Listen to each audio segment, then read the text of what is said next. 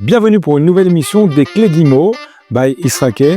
Donc c'est le podcast destiné à la communauté francophone, mais pas que, avec l'IA. Et ça, vous le verrez très bientôt. Et aujourd'hui, on a la chance de recevoir Rachel, expert comptable francophone, mais pas que, en Israël. Salut. Ça va, Rachel? Ça va et toi? Ouais. T'as comme une impression de déjà vu. T'es très présente sur les réseaux, non? J'essaie un petit peu de démocratiser, de ne pas être l'expert comptable qui fait peur, que ça soit à la portée de tous. Ouais, et ben écoute, ça marche, en tout cas on te retient. On t'a vu sur Insta beaucoup et puis j'espère te voir régulièrement dans ce podcast. Avec plaisir. Vu que Rachel, vous la connaissez pour la plupart, l'idée c'est vraiment de monter un petit peu le niveau des questions. Et aujourd'hui on a choisi de faire une émission à thème. Le thème c'est très simple, je vous situe. Il s'agit d'un couple d'entrepreneurs franco-israéliens. L'un gagne ses revenus en France et l'autre en Israël. Et donc l'idée c'est comment aborder cette situation, comment optimiser un petit peu les choses pour obtenir et à terme préparer sa situation pour acheter un bien immobilier. Donc c'est ce qu'on va essayer de voir avec Rachel d'un point de vue expert comptable, sans se substituer évidemment au courtier en crédit. Voilà. Rachel, première question, on va parler un petit peu de toi quand même, on a envie de te connaître, bien que tu sois déjà très connu, on aimerait que d'autres puissent te connaître. Comment, déjà, ça fait combien de temps que tu as fait l'AIA? Ça fait très longtemps, toi? Ça fait 20 ans. J'ai fêté mes 20 ans d'AIA il y a quelques jours. D'accord. Donc c'est quand même une grande émotion de se dire que voilà, on a passé plus de temps en Israël qu'en France. D'accord. Et donc ça nous laisse une idée de son âge pour ceux qui sont bons en maths. c'est ça. Ok. Et puis voilà, je suis arrivée en Israël, j'ai fait une Mechina, j'ai toujours aimé la finance. Donc je me suis dirigée dans un premier temps à la Mikhlala de Netanya, la NAC. Donc tu as fait tes études en Israël? Ouais, j'ai fait mes études. Je suis venue après le bac, à 18 ans, sans ma famille. J'ai fait mes études donc à la Mikhlala de Netanya dans un premier temps. J'ai fait donc ce qu'on appelle une licence en business entreprise, Minhal Asakim. Écoutez, ceux qui veulent devenir experts comptables, voilà le cursus qu'il faut prendre. C'est pas le cursus le plus simple. Ah. Voilà, alors je tiens à le préciser, puisqu'au début, je voulais pas spécialement être expert comptable. Tu voulais faire quoi? Je voulais faire de la finance. Je savais pas exactement à 18 ans, on sait pas tout de suite ce qu'on veut faire. Donc voilà, je savais que je voulais rentrer à la NAC, j'avais des copines, c'était sympathique. Donc j'ai été pris là-bas. J'ai fait mes 3 années de licence, j'ai obtenu ma licence avec les félicitations. Félicitations du coup. Voilà, merci. Et en sortant de cette licence, je voyais que les débouchés, c'était soit travailler dans une société d'assurance ou soit dans une banque. Et entre nous, ça me disait rien. Ok. Au cours des études, on a une personne qui est venue, qui est intervenue et qui nous a parlé d'un complément à faire à Bar-Ilan pour devenir expert comptable. Ok. Et comme j'aime bien les challenges, j'ai dit bon allez vas-y, on va continuer après les 3 ans de licence pour devenir expert comptable. Et donc c'est comme ça que j'ai suivi ce process. Voilà, exactement. Super. Ok, merci pour ce cursus qui est un peu atypique, si j'ai bien compris, pour devenir expert comptable, mais plutôt efficace et qui t'a ouvert un peu les yeux.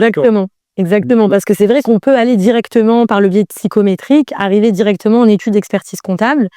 C'est-à-dire on fait économie et comptabilité, mais mais moi j'ai pas suivi celui-là parce que je savais pas exactement où je voulais aller au début. Et c'est ça qui est bien aussi en Israël, si j'ai bien compris, c'est qu'on peut facilement se réorienter tout au... Exactement. Allez-y. J'ai une amie d'ailleurs qui était en finance avec moi, qui aujourd'hui est infirmière. Ok. Mais On l'a... pour dire qu'on peut aujourd'hui, en Israël, c'est vraiment le pays où il n'y a pas d'âge pour changer de voie et faire ce qu'on aime au bout du compte. D'accord. T'aimes ce que tu fais aujourd'hui? J'adore. Ah c'est super. On va parler un petit peu IMO et surtout, on va parler de ton premier contact avec l'immobilier ici. Comment ça s'est déroulé pour toi? Donc, ma première expérience dans l'immobilier, ça a été ma propre expérience quand j'ai acquis mon premier appartement en 2009. Donc, je venais de me marier, 23 ans. La pression de la famille, vous savez, les Français commençaient, il n'y a pas comme la pierre. Donc, on a commencé à chercher.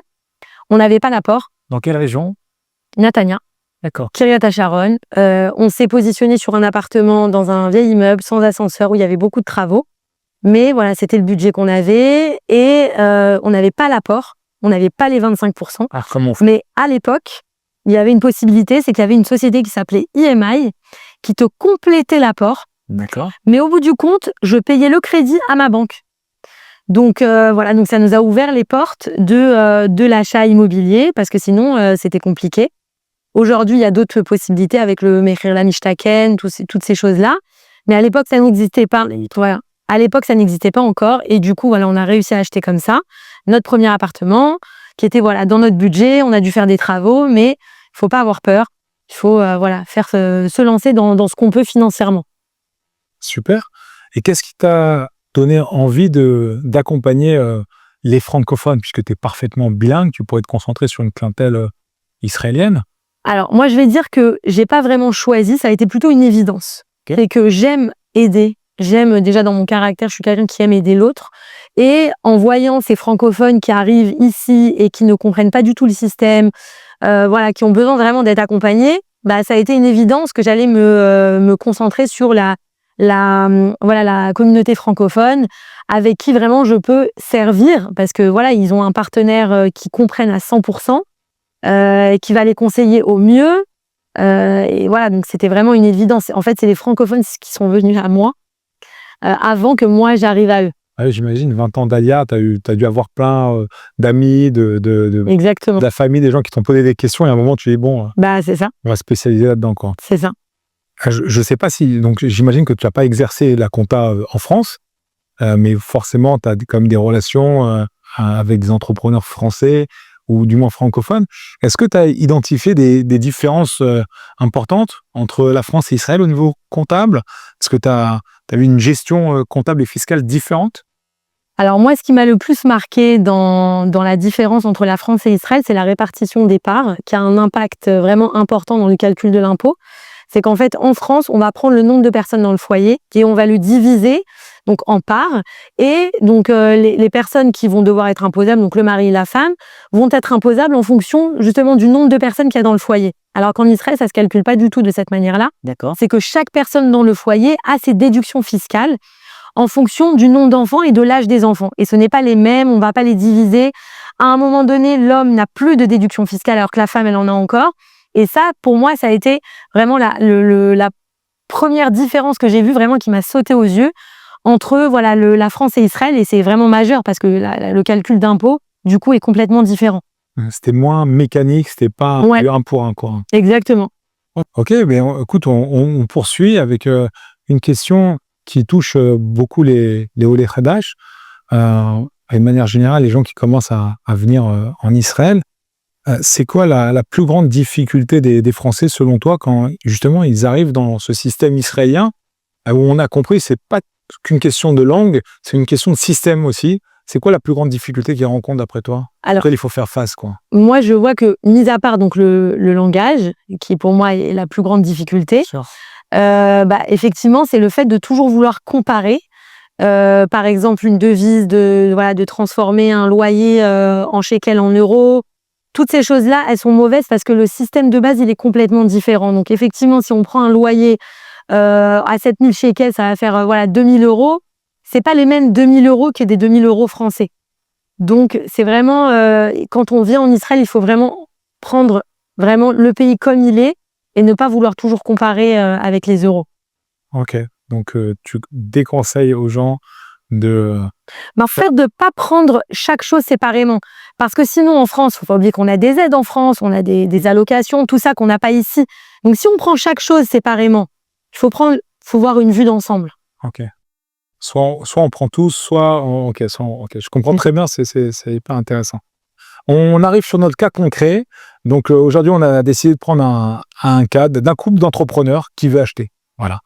Donc on va essayer de comprendre comment un expert comptable, une expert comptable peut aider une famille à structurer sa situation avant un achat immobilier et j'ai même envie de dire avant d'aller voir un courtier en crédit, etc. On est vraiment dans les fondations. Voilà. Donc le contexte, Rachel, c'est quoi? On est sur un couple d'entrepreneurs. L'un a une société en Israël, l'autre a encore une activité en France. Tu dois en avoir pas mal des clients comme ça. Ils ont des revenus variables. Les charges, elles varient selon les mois. Au niveau fiscal, la visibilité, elle est un peu complexe parce que forcément, il y en a un qui joue avec son entreprise, il travaille avec une entreprise en France et il ne prend pas des revenus forcément tous les mois, etc. Donc, tu sais ce que c'est un peu l'abus d'entrepreneur, tu en es une également. Et l'objectif pour eux, c'est d'acheter un appartement dans un délai de 1-2 ans. Donc, ils aimeraient préparer et optimiser au mieux pour présenter un dossier en temps et en heure. Voilà. Donc, je vais te poser une première question, si tu veux bien. Quand quand un entrepreneur vient te voir pour un projet immobilier, puis de manière générale pour bosser avec toi, tu commences par quoi? Déjà, je commence par lui dire que tout simplement, il faut qu'on voit ses bénéfices, parce que c'est ce que la banque, elle va regarder. Déjà d'une, qu'est-ce que la banque va regarder? En général, c'est l'année fiscale d'avant et l'année en cours. Okay. C'est-à-dire que si aujourd'hui, vous êtes en 2025, vous voulez acheter un bien dans les mois à venir, la banque, quand vous êtes entrepreneur, elle va vous demander votre avis d'imposition de l'année 2024 et une attestation comptable de l'année 2025. Donc forcément, déjà d'une, ce qui s'est passé en 2022-2023, malheureusement, ça n'aura pas d'influence, même si vous avez eu des super années. Ce qu'il faut montrer, c'est une certaine stabilité des bénéfices. Et bien sûr, la clé, c'est d'avoir un revenu qui est 3 fois plus important que le remboursement qu'on prévoit du crédit. D'accord, donc travailler sur les bénéfices et ensuite ils vont le mensualiser pour identifier le montant chaque mois donc, et voir si ça fait 3 fois plus que la mensualité. Exactement. C'est à peu près ça la règle. Exactement. Après, voilà, une personne qui va acheter un bien à 1,5 million et qui va emprunter 500 000, c'est pas non plus les mêmes demandes qu'une personne qui va emprunter 2 millions sur un bien à 4 millions. Donc, chaque cas est vraiment différent et on va l'étudier ensemble et on va essayer de maximiser les chances pour que la personne puisse avoir son crédit au moment voulu. D'accord. Et est-ce que tu vas leur demander tout de suite, de prime abord, tous leurs documents, les bilans, les fiches de paye? Comment tu crées un petit peu Non, moi je vais pas leur demander ce genre de documents parce que c'est du courtier plutôt. Exactement, le courtier ou la banque, et donc c'est pas moi qui vais leur demander leurs documents. Moi, ce que je vais leur demander, c'est comment on peut faire ensemble un prévisionnel pour que on arrive à obtenir le crédit. Okay. Donc on va essayer de voir ensemble, de maximiser les chances. Par exemple, on a un contrat qui est prévu à être payé sur les 6 prochains mois. Essayer de voir s'il peut pas y avoir une avance sur le projet pour qu'on puisse montrer qu'il y a quelque chose qui... Voilà. Vaut mieux montrer quelque chose de constant qu'un gros pic de revenus et après que ça redescend. Toi, aujourd'hui, tu as une vraie visibilité sur le monde sur le monde des entrepreneurs, sur leurs relations avec les banques. Concrètement, les banques aujourd'hui, elles prennent en considération les revenus français, les bilans français. Comment elles se préservent d'un petit peu du vrai, du faux? Alors oui, ça c'est vraiment un point qui est très important, c'est que ces dernières années, j'ai vraiment vu une différence entre les personnes qui veulent obtenir un crédit avec uniquement des avis d'imposition français de ceux qui ont quelque chose en Israël. Et d'ailleurs, c'est le premier argument que je donne à mes clients quand ils arrivent en Israël, qui font l'ALIA, qui savent pas s'ils doivent se projeter sur ouvrir une entreprise ici ou continuer totalement sur l'entreprise en France. Mis à part le fait qu'il y a des déductions qui sont assez intéressantes quand on est au Lechadaj, oui. Il y a aussi cette histoire de solvabilité. Quand on est solvable ici, qu'on a quelque chose ici, forcément les banques, elles sont plus sûres. Alors que quand on montre que des avis d'imposition français, elles ont peur. Elles ont peur parce qu'il y a eu tellement malheureusement de fausses déclarations, de personnes qui ne remboursent pas leur crédit. Et il faut pas oublier que vous êtes en Israël, c'est un pays qui est très carré. On rembourse pas le crédit 3 fois, ça y est, elle vous met dans le rouge. Et voilà, je veux pas parler de tout ce qui est négatif, on reste sur quelque chose de positif. Mais malheureusement, ça existe aussi. Donc, effectivement, une personne qui est déclarée ici, même si c'est des revenus qui sont pas énormes, ça montre une certaine stabilité. Et ça va amener forcément à plus de réponses positives pour un crédit. Donc, tu conseilles aux entrepreneurs binationaux de créer une structure et de montrer un peu patte blanche et un Exactement. peu... Mis à part là, je parle même pas du problème fiscal qui est présent pour une personne qui habite en Israël et qui ne voyage pas. D'ailleurs, j'avais fait une petite vidéo sur ça, qui est obligée d'avoir quelque chose ici. Parce que le fisc israélien peut très bien leur dire « Ok, tu as une société en France, tu ne voyages jamais. » Donc, la totalité de tes revenus sont créés en Israël et donc, il faut une structure ici. Mis à part ce côté-là, qui est un peu plus fiscal, pour les banques et pour emprunter, c'est sûr que vous aurez plus de chances. Je suis sûre que le courtier de crédit vous l'a sûrement dit ou vous le dira, mais il y a plus de chances de l'avoir quand il y a quelque chose ici. Mmh. Les revenus français vont venir agrémenter, exactement, rassurer un petit peu. Exactement, c'est exactement. Voilà, c'est tout à fait ça. Okay. Ils vont venir agrémenter, ramener, c'est un petit peu la cerise sur le gâteau, mais il faut pas que ça soit que ça. Tu sais qu'en France, on est dans les clichés que pour emprunter, il faut absolument des fiches de paye. Les entrepreneurs sont sont bien vus, mais à partir de 2-3 bilans. Donc, j'ai l'impression qu'en Israël, ils sont un petit peu plus entrepreneur-friendly. Est-ce que tu confirmes? Ah oui, je confirme. C'est vrai que c'est plus de paperasse, mais entre nous, c'est pas l'entrepreneur qui l'a fait la paperasse, c'est moi qui l'a fait. Ouais. Je pense que tu peux aussi l'attester. Ouais, totalement. Donc, il n'y a pas à avoir de crainte par rapport à ça. On prépare la paperasse, on écrit ce qu'il y a besoin d'écrire, on signe les documents, il n'y a aucun problème et les crédits sont accordés. Donc vraiment, il ne faut pas avoir peur sur le fait que quand on est entrepreneur, ça va être plus compliqué, on ne va pas avoir le crédit. C'est juste que c'est plus de travail pour moi. Mais il n'y a aucun problème, les crédits sont acceptés pour les entrepreneurs.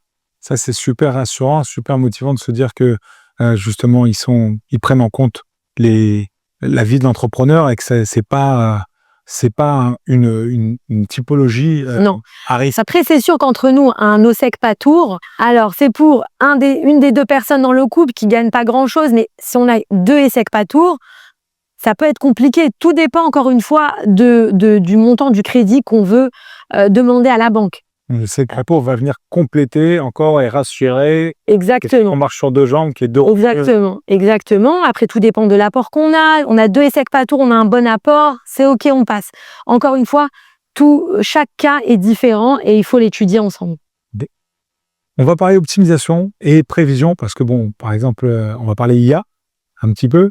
Oui, on est sur un podcast high-tech et l'IA vraiment envahit notre quotidien. Comment tu vois ça dans l'expertise comptable? C'est quoi ton avis sur l'IA? C'est un atout pour moi, c'est vraiment un atout. Il nous aide, il nous accompagne. C'est comme tout. Moi, je le vois pas comme une menace personnellement dans mon métier en tout cas. Je le vois comme un atout pour aller plus vite, pour justement être plus productive avec mes clients et pouvoir justement leur proposer des possibilités qu'à l'époque on n'avait pas. Je peux te parler même de clients qui venaient avant avec des sacs comme ça de factures. Aujourd'hui, tout est digital. On a des logiciels comptables qui détectent les erreurs, qui détectent les doublons, des choses qu'il n'y avait pas avant. Donc pour moi, l'IA, c'est vraiment une bracha. Super. J'ai lu un post super sympa qui disait il faut pas avoir peur de l'IA, elle ne vous mettra pas au chômage.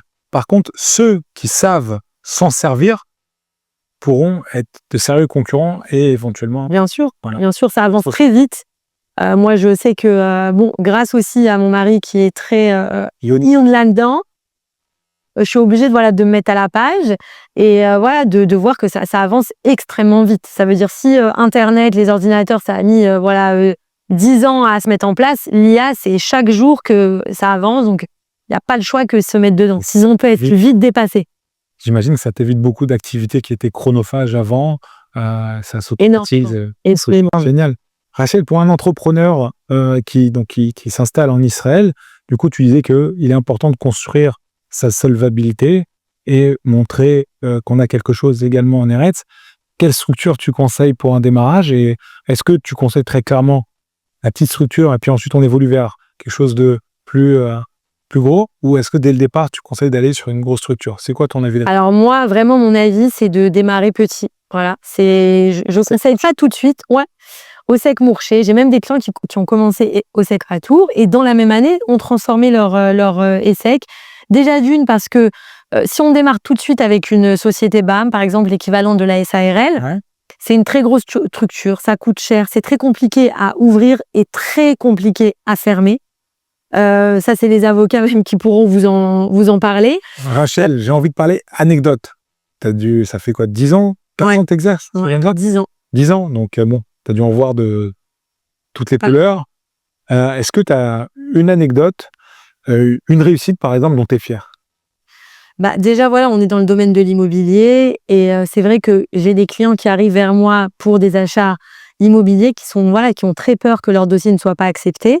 Et pour moi, c'est une vraie fierté quand j'ai un client qui vient et qui me dit « C'est bon, Rachel, j'ai eu mon accord de principe, voilà, ça roule ». Pour moi, c'est une vraie fierté. Et ça, c'est un peu le travail du courtier ou de la banque, non? Comment tu interviens?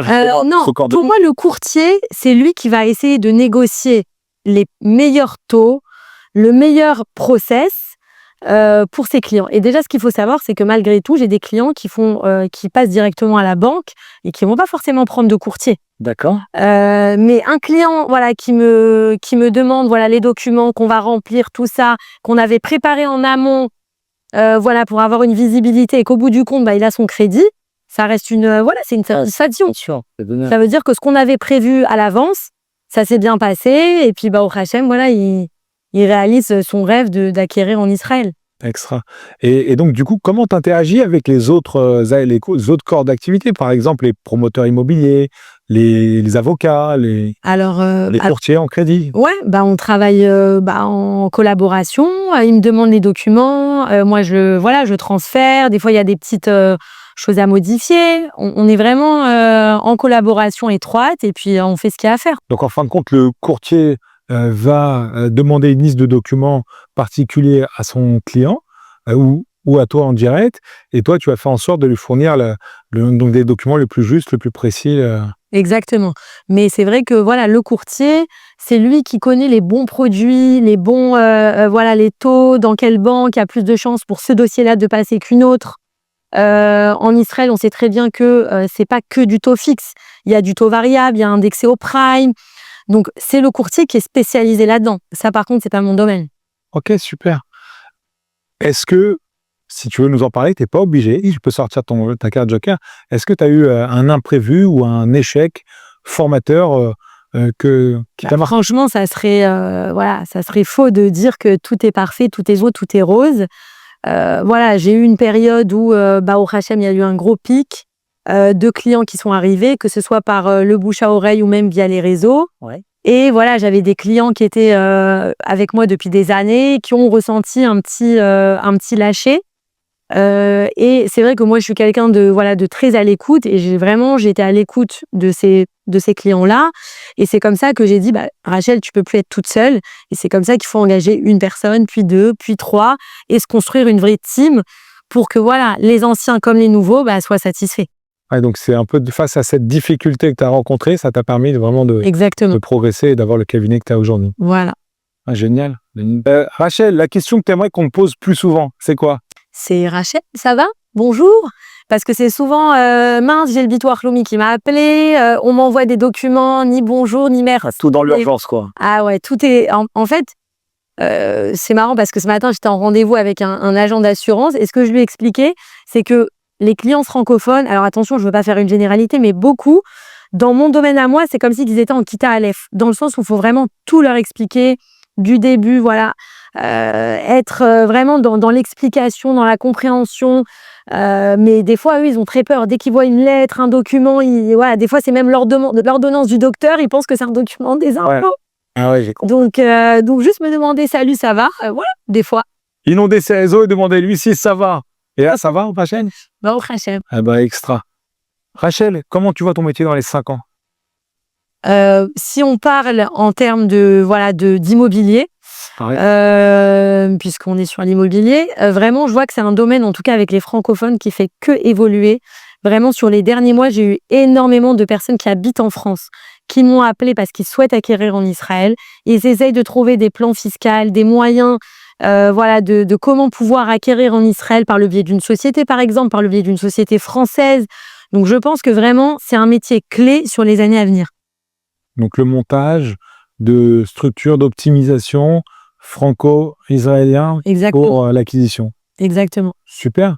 Est-ce que tu as justement un tips, un conseil, ou je dirais la clé de l'IMO que tu pourrais donner à la communication et autres? Vraiment, la communication, n'hésitez pas à contacter votre expert comptable, votre fiscaliste. Expliquez-lui vos projets, essayez de monter un dossier en amont pour que vous ayez toutes les chances d'avoir un dossier qui est accepté.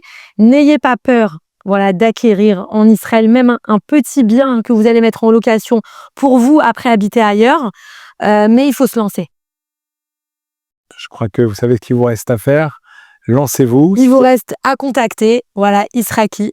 Voilà, on se fera un plaisir de vous accompagner. On a des partenaires évidemment sur tout Israël et on est là pour vous accompagner de A à Z pour que vous puissiez travailler dans la bienveillance, mais avec efficacité. Voilà, parce que l'un n'empêche pas l'autre. Rachel, je vais te demander, comme je demande à chaque invité, de sélectionner une petite citation dans ce livre Étincelle de sagesse du Rav Avraham Sibon. Alors, une petite citation. Oh, elle est pas mal celle-là. Il existe une règle universelle. Celui qui parle n'agit pas et celui qui agit ne parle pas. Donc, parler, c'est bien, mais agir, c'est encore mieux. Donc, si vous voulez acquérir, passez à l'action. Waouh, je vais leur montrer. Je vais leur montrer Pascamer, page 24, tu dis. Super. Et c'est de qui ça? C'est de Abudraham.